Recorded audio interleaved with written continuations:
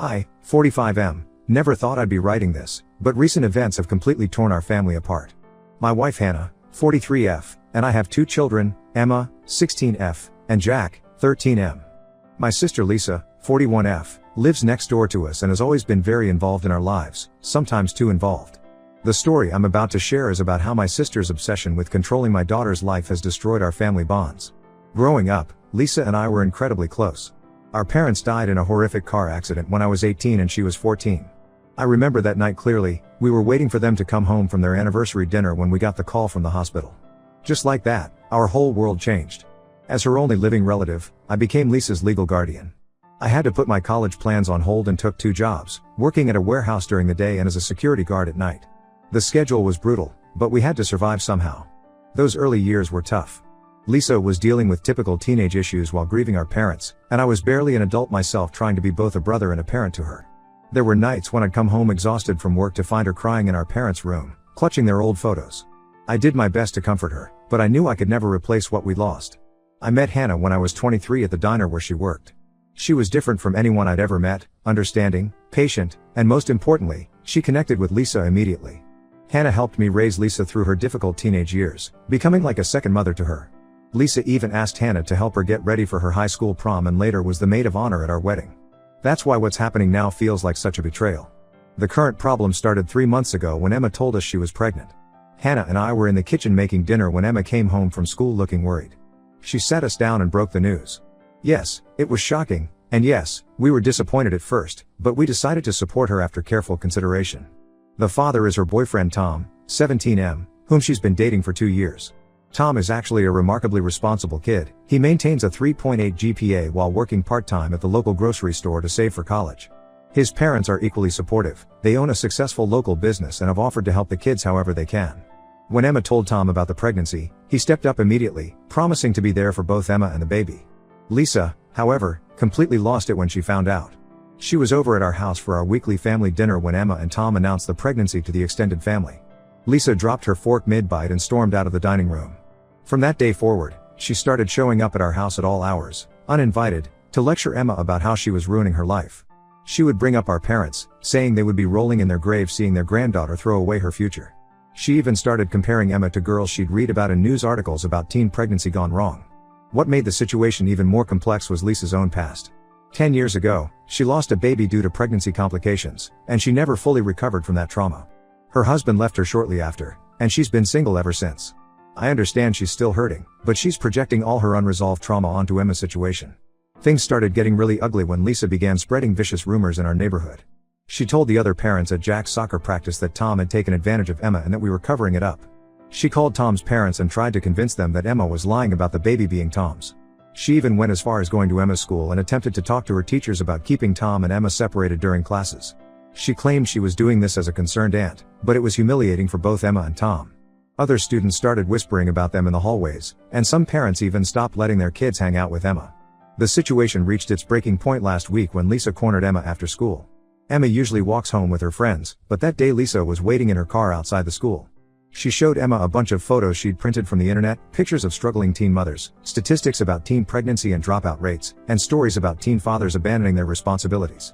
The worst part was when she told Emma that Tom would eventually abandon her just like Lisa's ex-husband had abandoned her during her pregnancy. Emma came home completely distraught, mascara running down her face, barely able to speak through her sobs. That night, she sent Tom a text breaking up with him, saying she couldn't handle the pressure anymore. I tried to talk to Lisa about her behavior, but she refused to listen to reason. She kept insisting she was protecting Emma from making the same mistakes she did. When I reminded her that her loss, while tragic, wasn't Emma's burden to bear, she exploded. She accused me of betraying her and forgetting everything we went through after our parents died. She brought up how she had supported my relationship with Hannah and how she'd always been there for our family. Hannah attempted to mediate the situation. She invited Lisa over for coffee and tried to help her understand that while her concerns came from a place of love, her actions were causing real harm to Emma. But Lisa wouldn't hear it. Instead, she started showing up at our house at random times, trying to convince Emma to either get an abortion or consider adoption. She would leave pamphlets about adoption agencies in our mailbox and send Emma links to articles about abortion clinics. Emma became increasingly stressed and withdrawn, which worried us about her health and the baby's well-being. When we asked Lisa to stop, she accused us of choosing Emma's mistake over family loyalty. I finally reached my breaking point yesterday. I told Lisa she was no longer welcome in our lives until she could respect our decisions as parents and apologize to Emma and Tom for her behavior. I changed our locks and made it clear that if she continued harassing Emma, I would get a restraining order. Lisa broke down crying in our driveway, saying I was throwing away our relationship just like I threw away my future to raise her. Those words hit hard. They brought back all the memories of those difficult years after our parents died. But I couldn't let her continue hurting my daughter. Now our extended family is divided. Our cousins say I'm being too harsh on Lisa given her past trauma, while our aunts support my decision to protect Emma. Emma is still dealing with the aftermath of breaking up with Tom, and his parents have reached out wanting to help fix things. I'm standing firm on my decision to keep Lisa away, but the guilt of cutting off my only sister, the last connection to our parents, is eating at me. Ida? Update 1. The situation has gotten significantly more complicated, and I need to share what's been happening. After my original post, Emma and Tom started texting again. It began with Tom sending Emma a simple message asking about her health and the baby. Emma had been miserable since their breakup, barely eating and spending most of her time in her room, so seeing her smile at her phone again gave us hope. They started having long conversations late into the night, trying to figure out how to move forward together. However, Lisa somehow found out about their reconnection, and her reaction was explosive. Last Thursday, she showed up at the grocery store where Tom works. I heard about what happened from multiple sources, including Tom's manager and several customers who witnessed the incident. Lisa walked into the store during Tom's shift and started screaming at him in front of customers, calling him a predator and accusing him of taking advantage of underage girls. She even pulled out her phone and started recording him while following him around the store, demanding he admit to manipulating Emma. Tom tried to stay professional and asked her to leave, but Lisa only got more aggressive. She started knocking items off the shelves and demanding to speak to the manager. When the manager came out, Lisa launched into a tirade about how they were employing a sexual predator and threatened to call the local news stations. Thankfully, the manager, Mr. Johnson, has known Tom since he started working there 2 years ago and was aware of the whole situation. Emma used to come to the store to have lunch with Tom during his breaks. Instead of firing Tom, Mr. Johnson called the police and had Lisa escorted out. He later told Tom's parents that Lisa had also been calling the store multiple times a day, trying to get information about Tom's schedule. But that's not even the worst part. Yesterday, Emma came to us with something disturbing. She showed us her social media accounts, where she'd been receiving messages from what appeared to be other teenage mothers sharing horror stories about their experiences. These accounts were sending her detailed stories about being abandoned by their boyfriends, dropping out of school, and ending up homeless. Emma had been emotional about these messages, thinking these were real people trying to warn her. However, she noticed something odd. All these accounts were created within the last month, and they all used similar writing patterns. Hannah and I spent hours going through these messages with Emma, and we discovered that Lisa had created at least 5 fake social media profiles. She'd been using these accounts to manipulate Emma's emotions and pressure her into terminating her pregnancy. She even went as far as to create a fake profile pretending to be Tom's non-existent ex-girlfriend, claiming he had gotten her pregnant last year and abandoned her. The most shocking revelation came yesterday when Hannah ran into Amanda, Lisa's ex-husband's new wife, at the grocery store. Hannah and Amanda got to talking, and what Amanda revealed turned our whole understanding of the situation upside down. According to Amanda, Lisa had never actually been pregnant 10 years ago. The miscarriage story that Lisa had used to guilt trip Emma was completely fabricated. Amanda explained that Lisa's ex-husband, Mark, had left her because of her increasingly obsessive behavior and her lies about being pregnant to try to keep him from leaving. The real story, as Amanda explained it, was that Lisa had stopped taking her birth control without telling Mark and had been trying to get pregnant without his knowledge. When he discovered this and confronted her about it, she claimed she was already pregnant. Mark asked for proof, but Lisa kept making excuses about why she couldn't show him any test results or ultrasound images. This went on for months, with Lisa claiming to be pregnant while refusing to see a doctor. The final straw came when Mark discovered she had been browsing websites about how to fake pregnancy symptoms and documents. He left her immediately after that. Lisa had managed to keep this secret from all of us for a decade. She'd created such an elaborate story about her loss that none of us ever questioned it.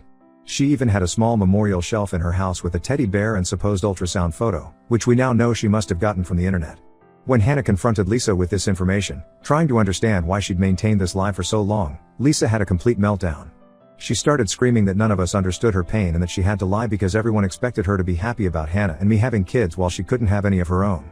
She admitted to the fake pregnancy but tried to justify it by saying she had wanted a baby so badly that it felt real to her.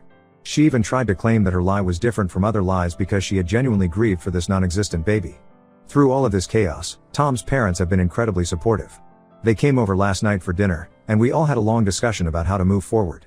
They've offered to convert their guest room into a nursery since they live closer to the high school, making it easier for Emma to continue her education after the baby arrives. They also want to help Tom and Emma set up a small business doing social media management for local companies, building on Tom's experience from helping at his parents' business. Seeing this level of support and acceptance from Tom's family seems to have made Lisa even more unstable. She's been telling neighbors and posting on community Facebook groups that Tom's parents are trying to steal Emma from us, claiming they're grooming her with promises of money and support. She's even started driving by their house multiple times a day, taking photos of who comes and goes. We're seriously considering that restraining order now, not just for Emma's protection but for everyone involved. Update: 2 things have taken an even more twisted turn in our family situation. We discovered something that explains Lisa's obsessive push for Emma to get an abortion or give up her baby for adoption. It turns out she's been involved in something far more sinister than we initially thought. Last week, a couple showed up at our front door, Michael and Jennifer Torres. They looked nervous and asked to speak with Lisa about the adoption paperwork she was handling. Hannah and I were completely confused. When we told them Lisa didn't live here and asked what adoption they were talking about, their faces fell. They pulled out their phones and showed us months of text messages between them and Lisa. The messages revealed that Lisa had been promising them Emma's baby. She had contacted them through an adoption support group on Facebook 3 months ago, presenting herself as Emma's legal guardian. She told them that Emma was a troubled teen who couldn't keep the baby, and that she, as the responsible adult in the family, was handling all the arrangements. The messages showed that Lisa had been sending them ultrasound pictures, which we now know she took secretly during one of Emma's doctor appointments, and updates about the pregnancy. The most disturbing part was that the Torres couple had already given Lisa $12,000 as a down payment for adoption expenses. Lisa had convinced them that the money would cover medical bills, legal fees, and support for Emma during the pregnancy. She even sent them fake receipts and documents with forged signatures. The couple was devastated when we told them the truth, that Lisa had no legal authority over Emma or her baby, and that Emma had never agreed to give up her child for adoption. When we dug deeper into Lisa's messages with the couple, we found she had created an entire fictional narrative about Emma. She told them Emma was struggling with drug addiction, completely false, that Tom had abandoned her, another lie, and that Emma's parents, us, were unfit to help with the baby due to financial problems. She had essentially crafted a story that painted herself as the only responsible adult in Emma's life. The revelations hit Emma hard, but they also gave her clarity. She immediately called Tom, and they had a long, honest conversation about everything that had happened. They decided to get back together, realizing that they had let Lisa's manipulation tear them apart. They're now working with Ms. Rodriguez, the school counselor, to plan their future together. The baby is healthy, they learned last week it's a girl, and seeing the ultrasound together seems to have strengthened their commitment to making things work. Tom has really stepped up. He talked with his manager and took on extra weekend shifts at the grocery store. He's also looking into community college programs that offer flexible schedules for working parents. His parents are helping him research scholarships specifically designed for young fathers continuing their education. Emma's been inspired by Tom's initiative and is working with her teachers to arrange a modified schedule that will let her complete her junior year before the baby arrives. However, Lisa's lies haven't just affected our family. We've learned she's been presenting herself to the neighborhood as a licensed counselor specializing in troubled teens. She's been charging parents for advice about their children while simultaneously spreading false stories about our family situation to validate her expertise. One parent, whose daughter was struggling with anxiety, paid Lisa $500 for counseling sessions before discovering Lisa had no credentials or training. This parent reported Lisa to the State Board of Licensed Counselors, which prompted an investigation into her activities. The investigator found that Lisa had been operating this fake counseling service for over 6 months, seeing multiple clients in her home office and even writing unofficial prescriptions for herbal supplements she claimed would help with various mental health issues. The Torres couple is planning to take legal action to recover their money. They've been kind enough to share all their documentation with us, which will help if we need to take further legal steps to protect Emma. Tom's parents have put us in touch with their family lawyer, who is helping us understand our options. We held a family meeting last night, Emma, Tom, both sets of parents, and Jack, who's been struggling to understand everything that's happening. We all agreed that we need to focus on the future and create a stable environment for Emma, Tom, and their daughter. Tom's mom suggested we start planning a small baby shower, something positive to look forward to after all this stress. Seeing everyone come together to support these kids has been the one bright spot in this whole mess. Update 3: The dust has finally settled on this whole situation, though not in a way anyone could have predicted. Lisa moved away last month after the investigation into her fake counseling business became serious.